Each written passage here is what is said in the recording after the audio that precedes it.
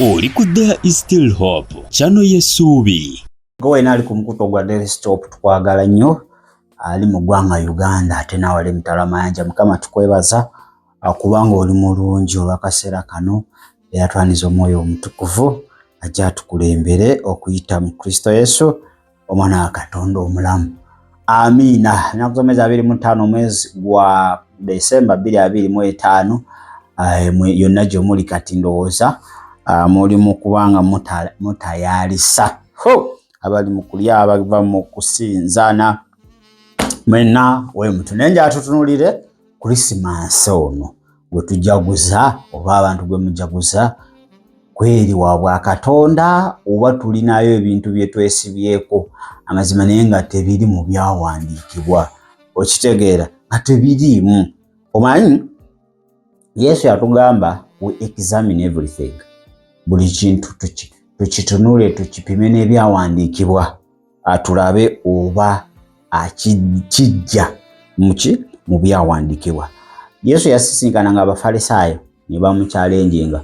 Abafalisaayo bayagalanga nnyo okwata obulombolombo, human traditions, we beeterangawo ne baleka ekigambo kya Katonda. Kakati saawa zino ekkanisa bwe buzibu bwesisinkanye nti tuli nnyo ku bulombolombo ne twerabira ekigambo kya Katonda. N'ekkanisa ez'ekipentekooti nazo zivudde ku mulamwa. Kati okulya si kibi kubanga olina okulya buli lunaku, awo sirabawo buzibu, you have to eat. Naye ekibuuzo kiri nti amazima oli kulya ng'ojaguza amazaalibwa ga Mukama waffe Yesu Kristo. Yesu yazaalibwa Desemba 25. Ekyokubiri, waba teyazaalibwa Desemba 25, kiki ky'ojaguza ekyo? Kyenjagala tutegeere. Tugenda kudiginga deep mu Christmas ono osobola okuba ng'omutegeera. Okuva n'olwaleero omanye nti toselebratinga Yesu omwana wa Katonda omulamu. Waliwo ekintu ekirala kye baatukweka ffe kye tuselebratinganga ng'ennaku z'omwezi 25. Bayibuli tugamba we must live by the word of God. Tulina okubeerawo olw'ekigambo kya Katonda. Ate human tradition oba buno obulombolombo bw'ate tebukwatagana na kigambo kya Katonda. Okitegedde, tebukwataganya wakodana n'ekigambo kya Katonda. Ekibi kizikiza, sin is darkness. Naye ate n'obulombolombo bw'abantu nakyo kizikiza, human traditions. Nakyo kizikiza kyennyini ekikola ki? Ekiwedde emirimu kubanga bukomekereza ate bukututte mu kwonoona. Kati kanisa ebiro bino bye tulimu yekkiriranyiza neva ku kigambo kya Katonda nedda ku bulombolombo. Kati Christmas kalombolombo kabafalisaayo abedda saa zino be tuyita the modern Pharisees, Roman Empire. Kubanga bino byonna Christmas be babiteekawo mu Bayibuli tebirimu. Tewali Bayibuli weyogererako nti Yesu yazaalibwa 25. In fact ogezaako okunoonyeza olunaku olutuufu Katonda yalukweka ayina ensonga. Naye ate woobala bakugamba mu biro ebyo waaliwo abaki shepherds be balonzi baali bali kulunda nte zaabwe, ndiga zaabwe. Ate w'okola research amala nti mu biseera okuva mu mwezi I think guba gwe 10 awo Desemba yenna edda walingayo winter nga ebisolo babikuumira munda. Kitegeeza ne Desemba yali mu winter baayita basobola kubanga bali bweru nga balunda. N'ebyo byonna tubireke tetwagala bigendamu. Nja tutegeere nti Katonda yakweka olunaku luno ng'akigenderedde. Yakigenderera kubanga bingi bye yabikkula, naye olwaki yaluleka? Yamanya omwana w'omuntu agenda kubanga asinza lunaku olwo. Kati ekiriwo ekituufu nti we don't celebrate the birthday of Jesus as 25th of December. Wabula Katonda kyayagala gwe ky'oba okola to recognize kyeki? Okussaamu ekitiibwa, okutegeera amazaalibwa ga Yesu kyeki, lwaki yazaalibwa, lwaki yafa, lwaki yazuukira, lwaki yalinnya mu ggulu. Okitegedde? Ate ekyo Katonda ayagala buli lunaku. Mu Luzungu agamba you must recognize the birth of Jesus, the death of Jesus, the resurrection of Jesus, the ascension of Jesus every day. Ndi okuzaalibwa kwa Yesu tetukujjukira bujjukizi nga 25 kyokka. Wabula amazaalibwa ga Mukama waffe Yesu Kristo gayina okubanga ogajjukira buli lunaku mu bulamu bwo. Lwaki yazaalibwa? Ekyo ng'okijjukira buli lunaku. Lwaki yafa? Ekyo ng'okijjukira buli lunaku. Lwaki yazuukira? Ekyo ng'okijjukira buli lunaku. Lwaki yaddayo mu ggulu? Ekyo ng'okijjukira buli lunaku. Kati w'omala ofuna okutegeera okwo lwaki Yesu yazaalibwa ne woogula ennyama n'olya, tewali buzibu. Okitegedde? Ne woogula ennyama n'olya tewali buzibu kasita otegeera. Okutegeera, knowledge is power. Okumanya maanyi. Kati 25 December Christmas avaawa. Kitwagala okubanga tuzuula kitundu kyaffe kigenda okubanga kikola ki? Kiddako. Naye olwa 25 luno it is a commercial festival. Nakuza kolerako sente siza is not a spiritual day. Temuliimu wadde n'ekyomwoyo n'eki kwa 25 December celebrations eziriwo. Business kukola sente, bantu bakola bukoze sente, ebisale ne babiduumula, emyenga abantu ne banywa, agenda mbaya ne babagenda, ababbi ne babba. Kati ekyo tekiraga mazaalibwa. Amazaalibwa ga Mukama waffe gwe kwe kufuna okubikulirwa ki omwana wa Katonda kyali. Lwaki yazaalibwa? Ndi ajja kununula okuvaawa, nali mbuze otya mu bibi. Ebibi ebyo bivaamu ntya kwe kumukkiriza nenenya. Then awotegedde amazaalibwa ga Yesu. Kasita otegeera ne weenenya n'otandika otambula nga waayagala ne woolya ennyama zo n'olya embizzi n'olya amatu n'onywa buli kimu, soda kigamba hard gundi soft drinks n'ogula obutunda n'okamula n'olya. Osobola n'okikola buli lunaku. Kubanga amazaalibwa ga Yesu tegajja kuza tetulinda bulinzi 25 to celebrate it, but we must recognize. Recognize mu kimpe mu Luganda tulina okubanga tugategeera buli lunaku nga tufuna okubikulirwa kwako. Buli lunaku olina okutegeera lwaki yazaalibwa, buli lunaku lwaki yafa, buli lunaku lwaki yazuukira, buli lunaku lwaki yadda mu ggulu.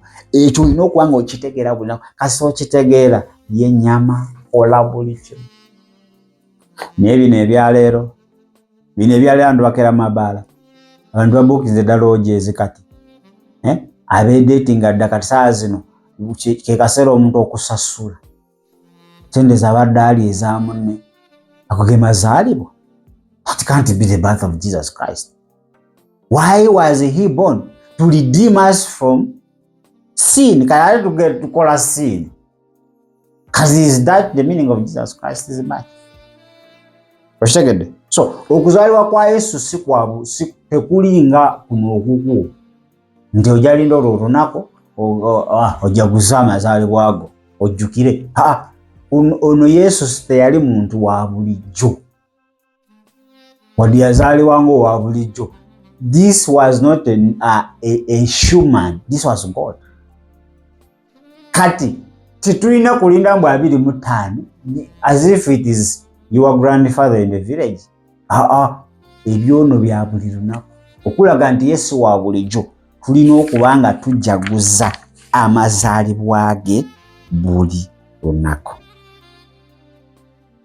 Kakati mu ndagaano enkadde oddayo n'osoma mu ndagaano enkadde, abaana ba Isirayiri babagambanga okukuza ennaku ezimu, nga mu nnaku ezo mwe muli ne Sabbiiti ey'abannaffe abaki aba Seventh Day gye beesibyeko Sabbaati mu ndagaano enkadde baabangayo n'ennaku ze bafuula hooli ezo nnaku ntukuvu.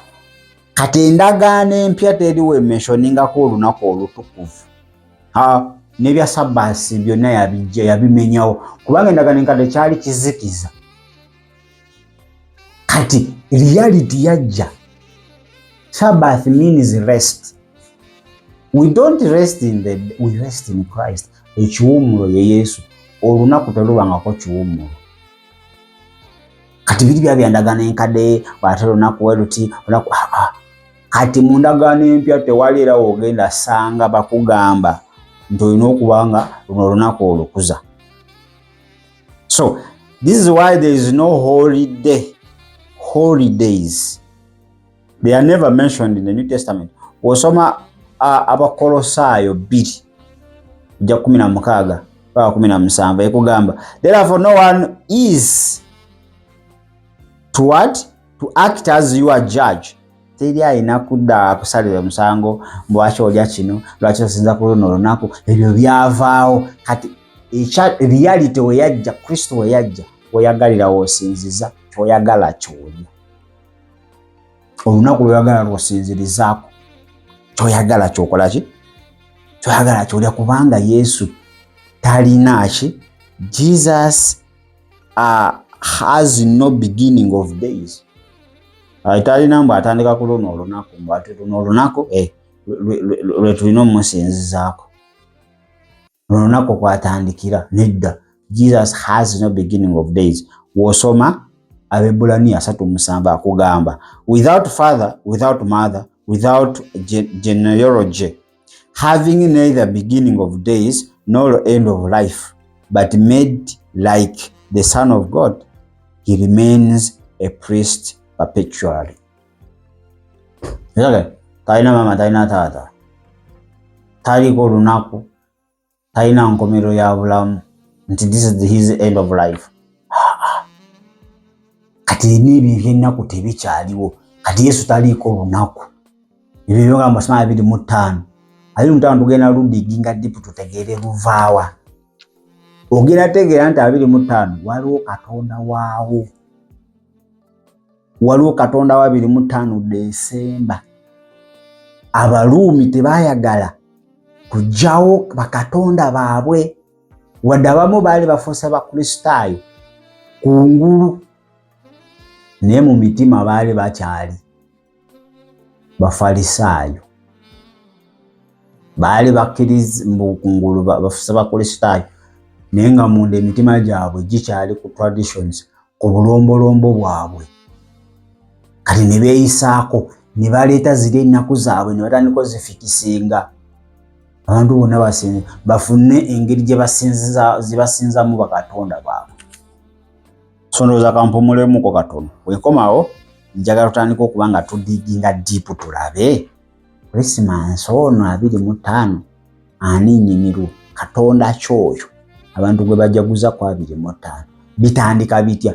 Bitandika mu kyasa ekyokuna 4th century ne emperor oba gwe bayita Constantine eyo gye bitandikira. Kati gwozaalibwa leero temwagala kumanya ki byaliwo muli awo. Mbosimanyi Yesu yazaalibwa tena kumala olya emmere ogende mu loogi. Kati that's not so. Tulina okutandika okuba nga tusinza bye tutegeera. Kristo olina omusinza buli lunaku. Amazaalibwa ge olina okuba nga you recognize his birth buli lunaku. Si bya 25 ebyo bya 25. Okulya but never celebrate 25th. That Jesus was born 25th December. Ebiri ebyo. Ni mu Bible n'ogisoma n'ogitaganjula okuva mu lubeerera paka mu kubikkulirwa. Katonda lunaku yalukweka lwaki? Alina ensonga ye. Kubanga okuzaalibwa kwa mutabanyi we si kwa bulijjo. Ayagala okukuze buli lunaku. Ayagala Yesu buli lunaku obenga recognize him. ng'omuyayanira omunoonya omutegeera buli lunaku si bya specific dde nti ate luno lunaku lutukuvu era luno lunaku lwa sabbiito era luno lunaku lwa Christmas simanyi Pasika Easter ebyo byonna Roman Empire kubanga ekyafuga kati yesibuka e Roma abakatuliki. These are the modern Pharisees. Abafarisayo b'omulembe guno. Abafarisayo tebaagala ngako Katonda weewaawo beefuula nga abamwagala naye ng'ate mu mitima gyabwe bajjudde obulombolombo baagala byabwe. Ekigambo kya Katonda tebakikkiriza tebakola nga weekiri. Kakati basobola okuteekawo Christmas bakolage nti yasaalibwa nga amazima bali ku bikatonda byabwe birala bye basinza ku luno olunaku naffe ne tugoberera.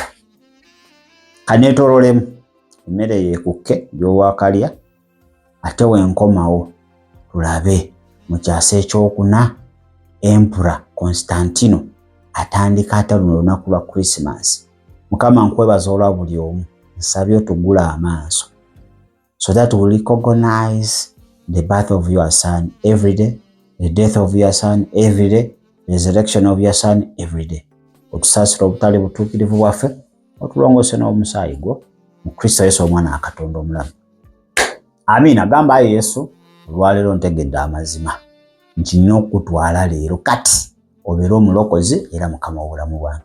Nsaasira obulombolombo bwe mbadde ntambuliramu nga ndowooza ndi ku kituufu naye nga nawaba. Nongose n'omusaayi gwo mu Kristo Yesu omwana wa Katonda omulamu.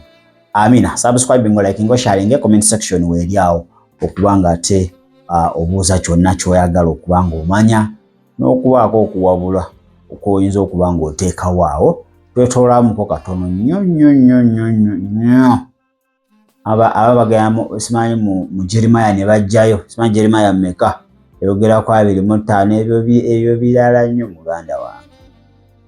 Katonda yali kugambye nga 25 Yesu yaza ebyo birala ekyo kisiikirize ninga Yesu yazalibwa nga 25 wogoberera wosoma Lukaawo Mariamu nabero nagana nasinkanani Malizi yani nasinkana mama wa Yohana Omubatiza Elizabeth okitegedde era bakulagiramu ebiro Yesu mwe yazaalibwa.